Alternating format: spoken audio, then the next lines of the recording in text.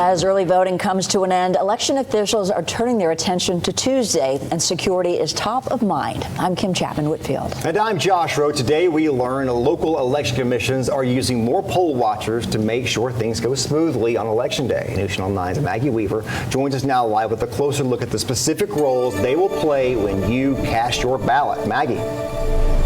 Josh, Kim, early voting just ended here in Ringgold about an hour ago. Now, as of midday, Catoosa County officials tell me that 58% of eligible voters have already voted here, and that's proving early voting to be pretty popular.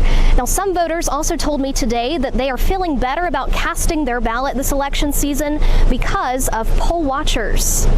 The idea is that this would be just another set of eyes and ears. Poll workers are county employees trained by the state to ensure compliance with state laws and voter security. But poll watchers are local volunteers appointed by political parties to observe the voting process. That's according to spokesperson John Pless. We've always had poll watchers, some years more than others. According to the Pew Research Center, a survey showed that 73% of voters overall expect the election will be administered well. I think it's good to have poll watchers. I think it's good to, it makes you feel safe. Scott Allen with the Hamilton County Election Commission says 54 poll watchers were assigned for the early voting period. But for Election Day, there are 121 assigned. Allen says this is the highest number of poll watchers requested that the Election Commission has ever seen. And in Catoosa County, we have 11 precincts, so I would say at least a couple of dozen. Plus says poll watchers are appointed and trained by their political party. They are allowed to be inside the area there where the voting machines are.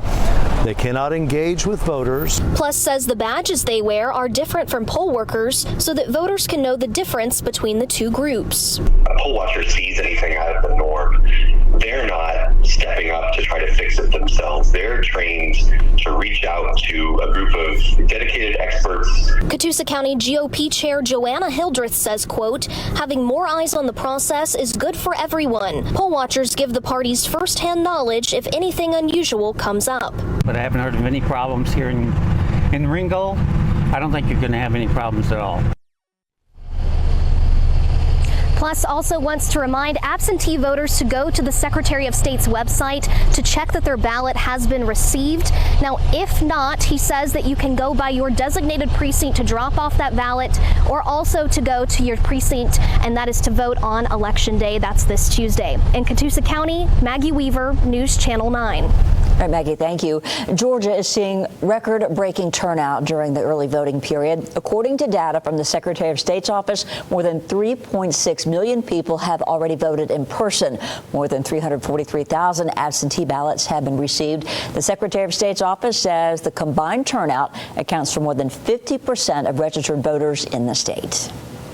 And if you didn't vote early, you can head to the polls on Tuesday. In Tennessee, polls open at 8 in the morning and close at 8 p.m. Eastern.